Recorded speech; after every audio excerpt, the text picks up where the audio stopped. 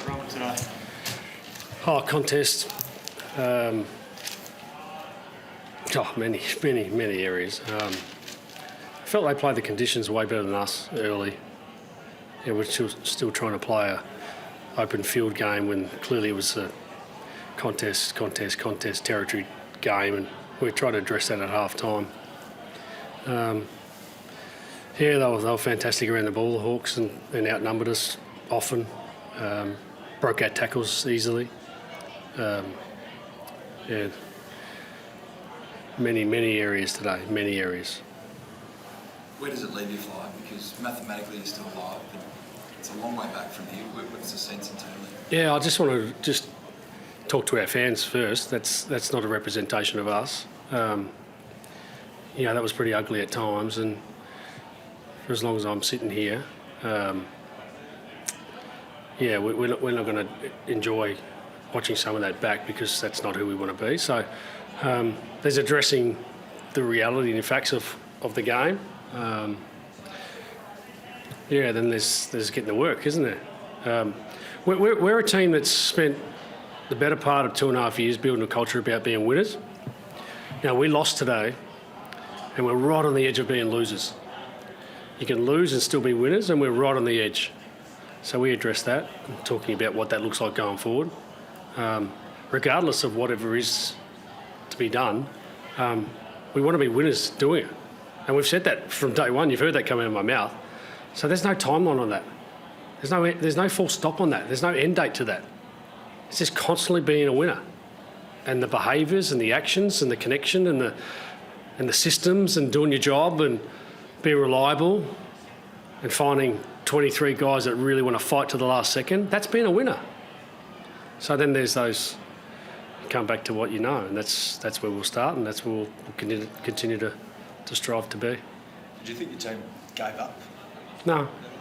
We kicked one goal in the third quarter. One goal. And I said to the group, we need to take more risks now. We had 1 goal 12 in the third quarter. It's not us. We don't want to be that team. We end up with 9 or something, do we? Again, we had to take more risks to get 9, whatever we got. We don't want to put ourselves in that situation for one. But no, we didn't give up. No, we'll never give up. We'll fight to the last second, and that's the team we want to be. But again, you can lose and be a loser. We've got to be careful on that. We'll act like winners. You were ruthless across your first 2.5 seasons. All of a sudden, today feels like a final, and it didn't feel like the ruthless that we saw last year, the ruthlessness. Did you? Yeah, a lot of reasons to the game. Like, you can break the game down a lot. You don't win contests, you don't win territory in a wet day. It's a wet day. It's a different game to other games you play, which has, you like to think our system stacks up in all conditions.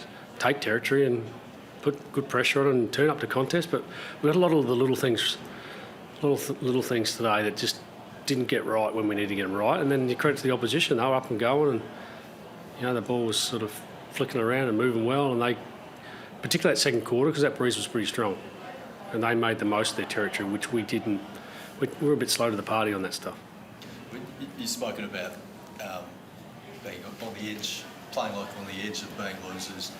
In the wet conditions, those kind of conditions demand a sort of commitment, physicality. You lose the contest. Were the guys up for it?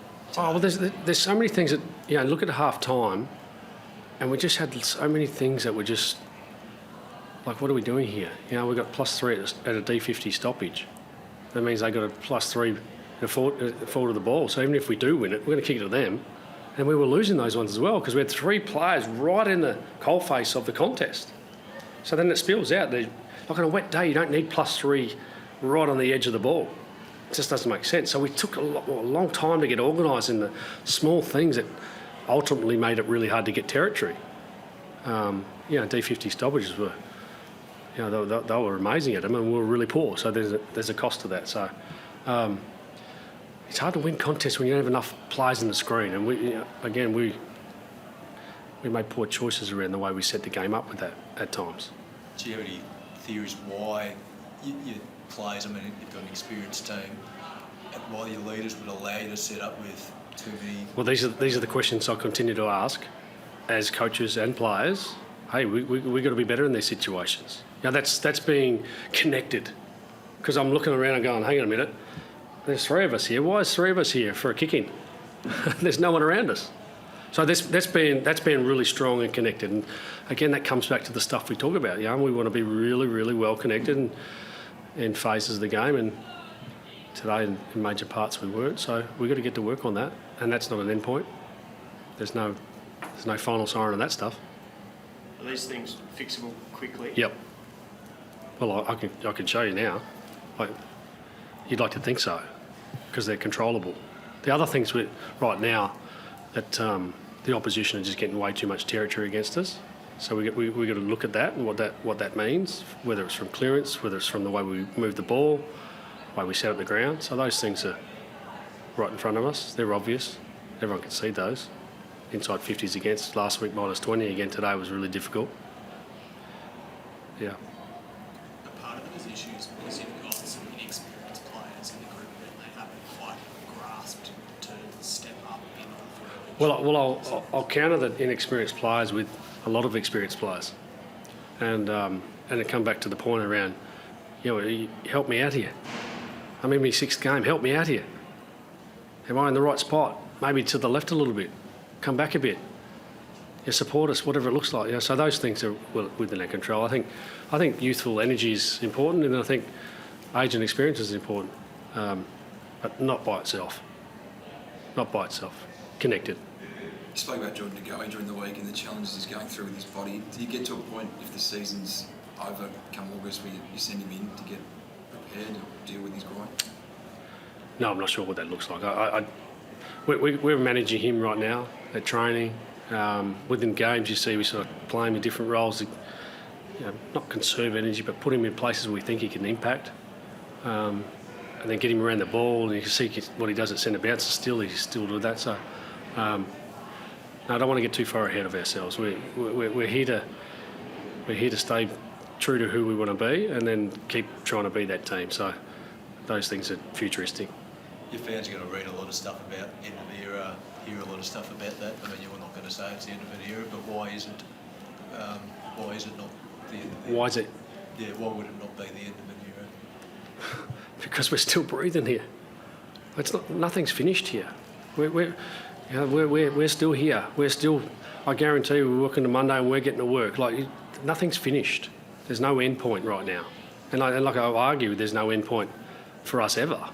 It's just continuous. We're in this journey of discovery and a new version of us and exploration. We're still getting better every day. So where's the end point on that?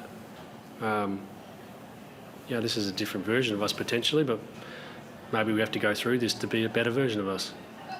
Injuries today, Kruger concussion? Krugs will be out for. We'll wait and see how long it takes to get through the protocol, but yeah, it's unfortunate. He'll miss at least 14 days. Yeah. Got a couple of guys back next week. Bo looks like he's ready to go, and Shooter will be available through that, I think. Pretty big milestone for Dan McStay today.